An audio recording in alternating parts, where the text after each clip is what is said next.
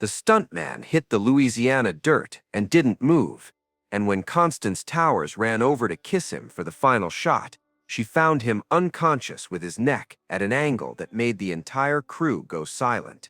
Wait, because what John Wayne did in the 12 seconds after John Ford screamed "cut" would haunt him for the rest of his career.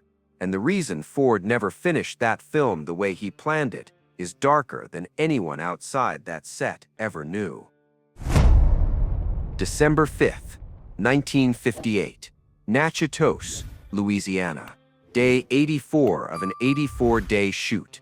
The Horse Soldiers was supposed to wrap in 3 hours.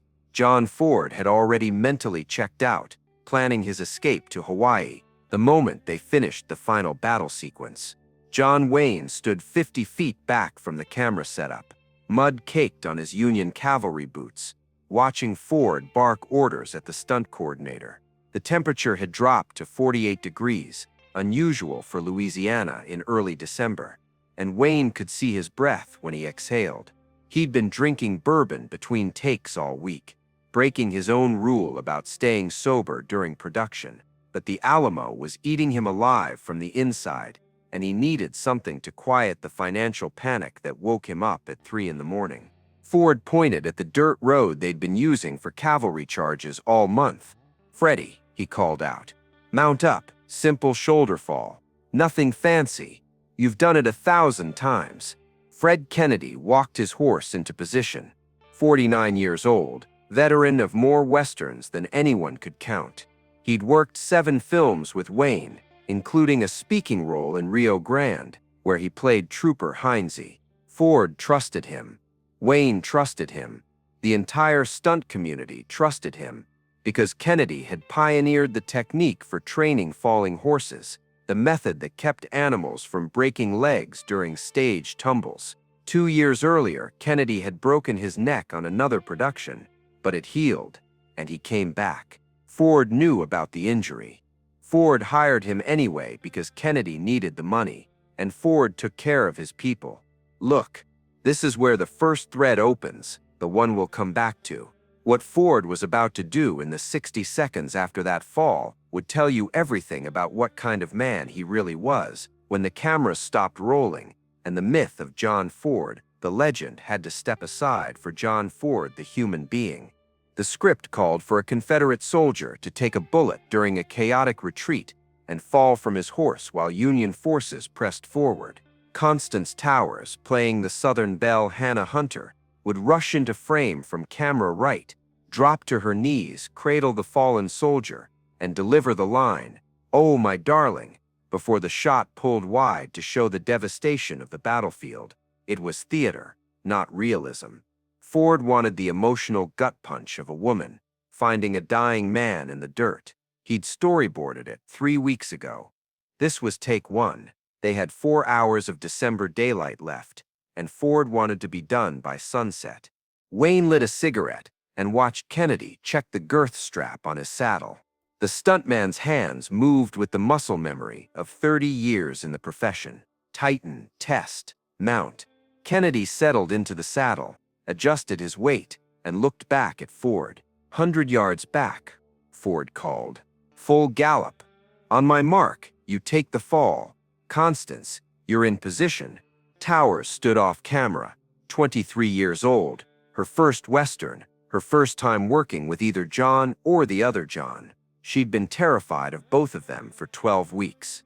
Ford because he looked at women like they were either saints or problems, and Wayne because his physical presence made every room feel smaller, but they'd been kind to her. Ford had assigned 2 stuntmen to watch over her whenever she was on horseback, Freddie Kennedy and Slim Hightower.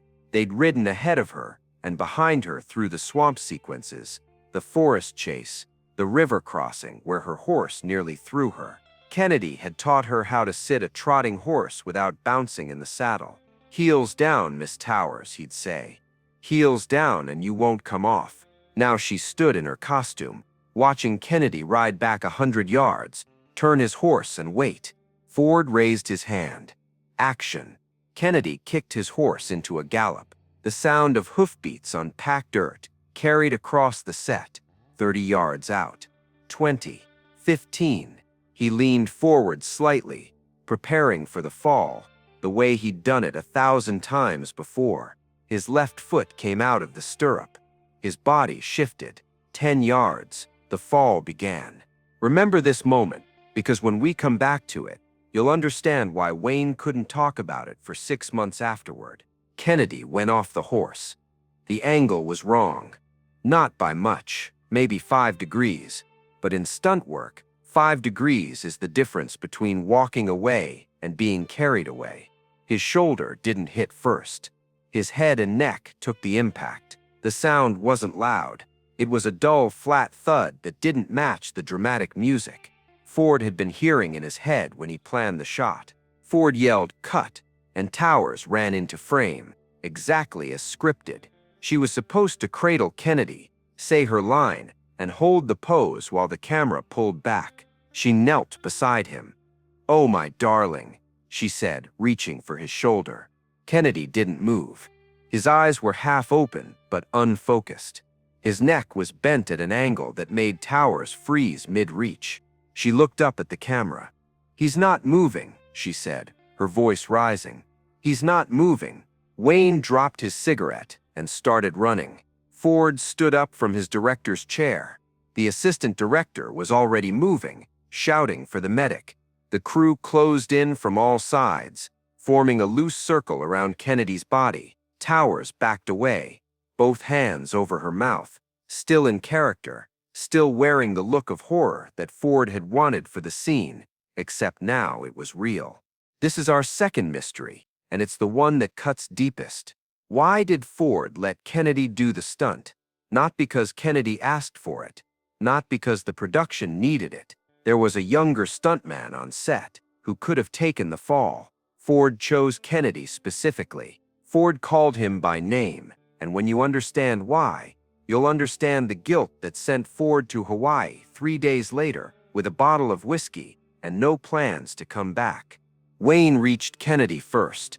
He didn't touch him, didn't move him, didn't try to straighten his neck. Wayne had been around enough broken bodies to know that touching a spinal injury was the fastest way to make it worse.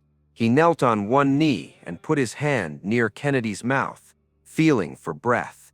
Warm air on his palm. Shallow, irregular. Wayne looked up at Ford. "He's breathing," Wayne said. "Get the medic now." The medic was already running with his bag.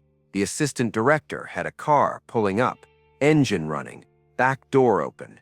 They needed to move Kennedy, but moving him could kill him. But not moving him could also kill him, because the nearest hospital was 30 minutes away, and they didn't have 30 minutes. Ford stood over the scene. His face had gone gray.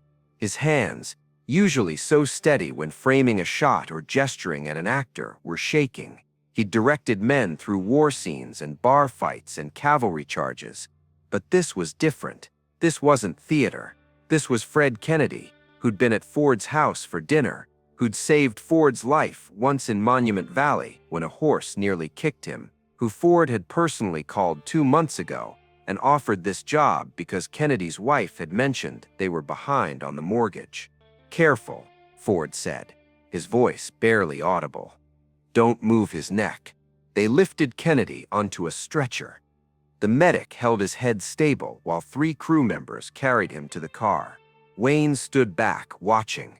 Towers was crying now, the makeup running down her face in dark streaks. William Holden, Wayne's co-star and Ford's punching bag for the entire production, came over from the camp chairs.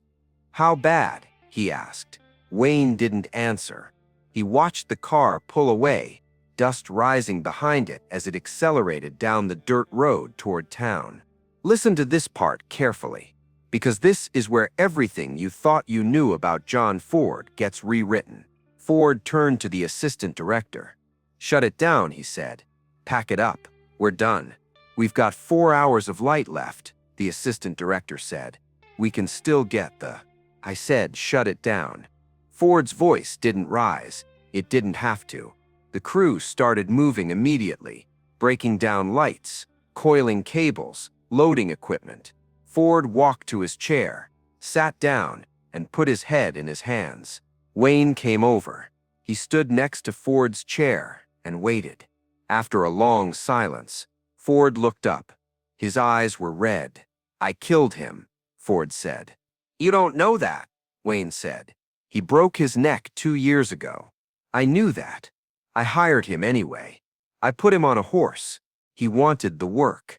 I gave him the work because I felt sorry for him." Ford said, "I gave him the work because his wife called my wife and said they needed money. I gave him the work because I'm John Ford and I can fix people's problems by putting them in front of a camera." He stood up, and now he's in the back of a car with a broken neck. Wayne didn't have an answer for that. The two men stood in silence while the crew packed around them. Towers came over, still crying. "Is he going to be okay?" she asked. "I don't know," Wayne said. "Hold that image in your mind, because what happened next was the moment that changed the entire film and maybe changed Ford too." The call came 2 hours later. Kennedy died on the way to the hospital, neck broken, spinal cord severed. The medic had done everything right, but there was nothing to be done. Kennedy was gone before they reached the county line. Ford took the call in his trailer. Wayne was with him. The assistant director was with him. When Ford hung up the phone, he didn't speak for a full minute. Then he said, "I want everyone off this location by tomorrow morning. We're going home." "What about the final battle?" the assistant director asked. "We've got the Baton Rouge arrival, the bridge explosion." "I don't care," Ford said. "I'm not shooting it. The movie ends where it ends." And that's exactly what happened. The Horse Soldiers was supposed to culminate in a triumphant arrival scene. Colonel Marlowe's cavalry riding into Baton Rouge as liberators, the town celebrating, the camera pulling up to show the scope of what they'd accomplished. Ford had planned it for weeks. The production had built sets for it. The budget had allocated for it, but Ford refused to film it. He shut down production, sent everyone home, and told the studio the movie was finished. The studio panicked. They had John Wayne and William Holden on the payroll at $775,000 each, the highest salary in Hollywood history up to that point, and Ford was walking away from the climax of the film because a stuntman died. The studio offered to shoot the finale in California. Ford refused. They offered to bring in another director. Ford said if they did that, he'd take his name off the film, so they released The Horse Soldiers with an abrupt, unsatisfying ending that confused critics and disappointed audiences. The movie stops in the middle of a skirmish. There's no resolution, no victory, no sense of completion. It just ends. Now remember what I told you to hold on to. 3 mysteries. Loop 3 is about to close. The scene where Kennedy died is in the movie. Ford kept it. The take where Kennedy hit the ground and broke his neck is in the final cut of The Horse Soldiers.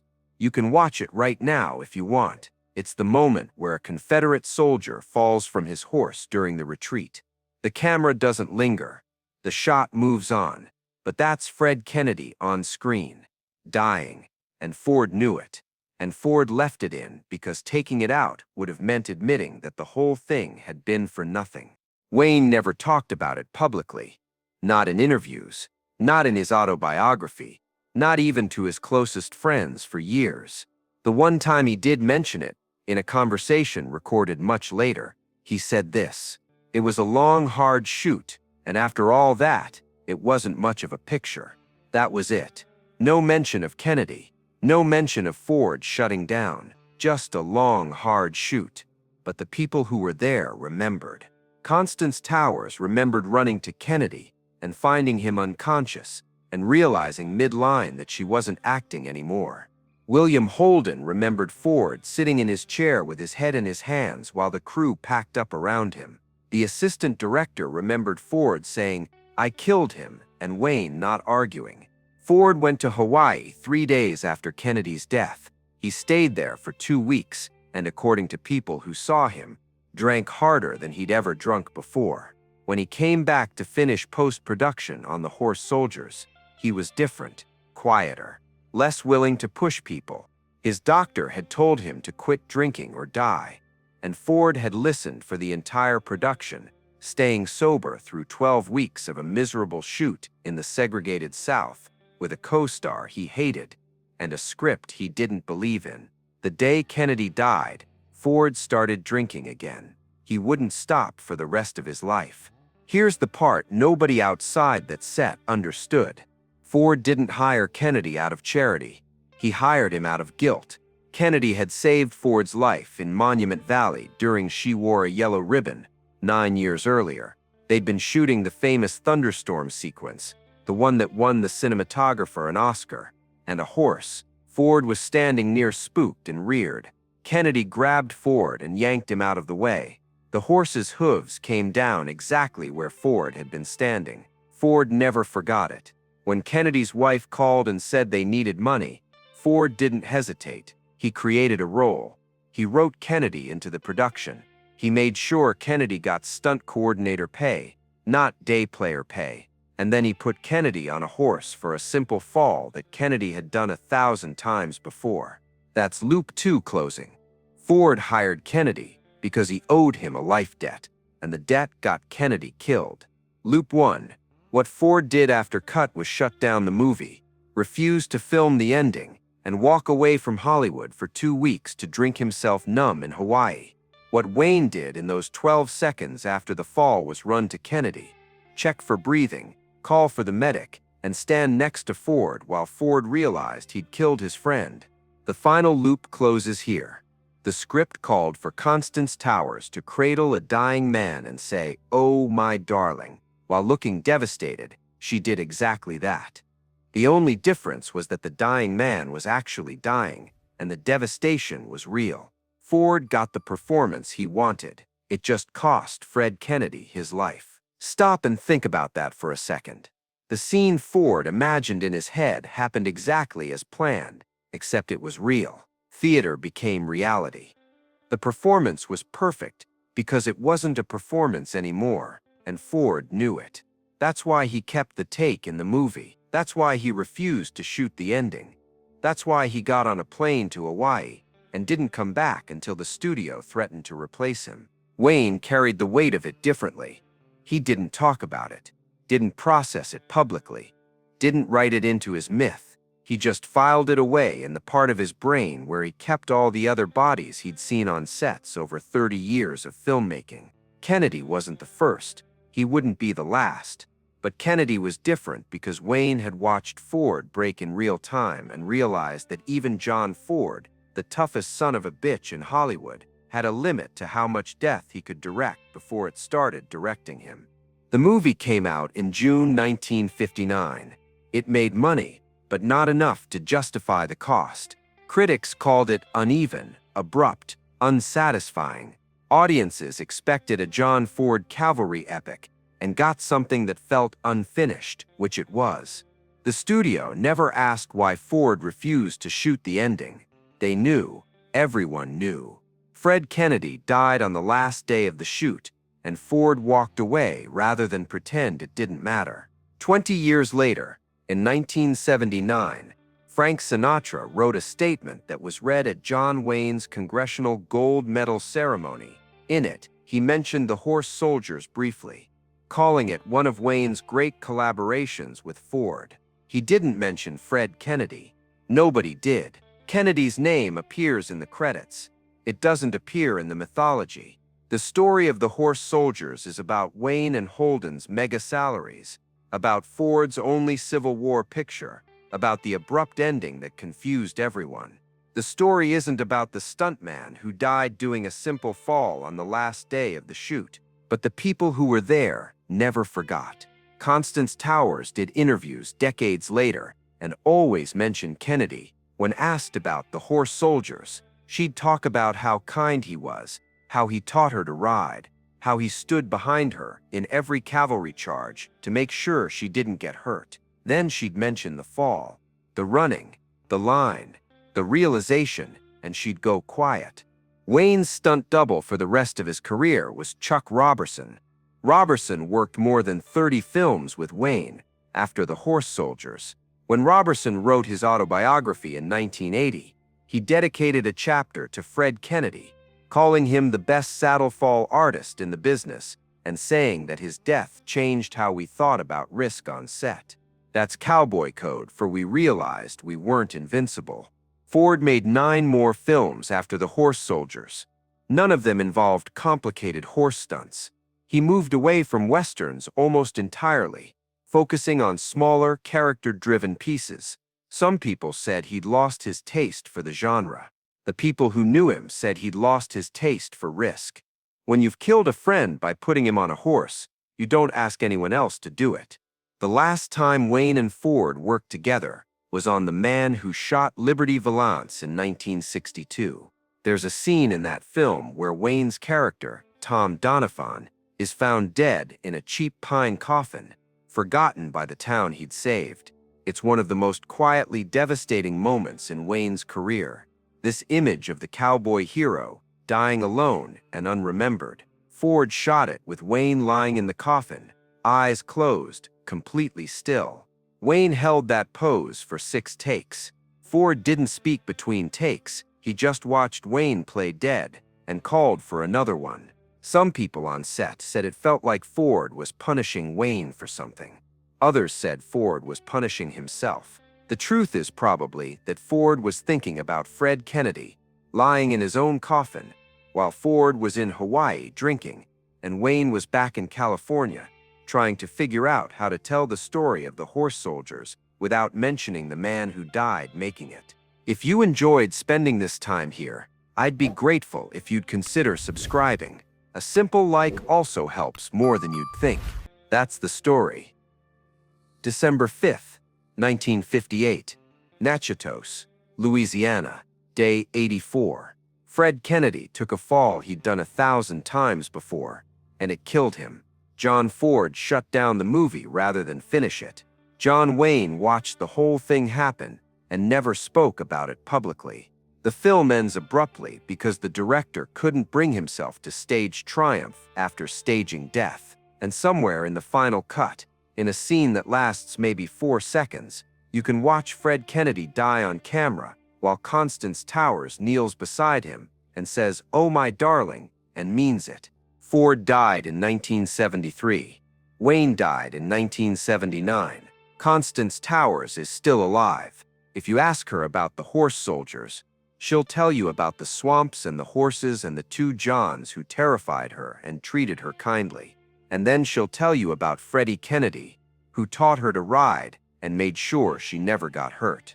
And if you want to know what really happened that day in Louisiana, the day a simple stunt turned into a tragedy and a John Ford epic turned into an unfinished monument to guilt, well, now you know. If you want to hear what happened the night John Wayne got the call about Ford's death and locked himself in his study for 6 hours, tell me in the comments.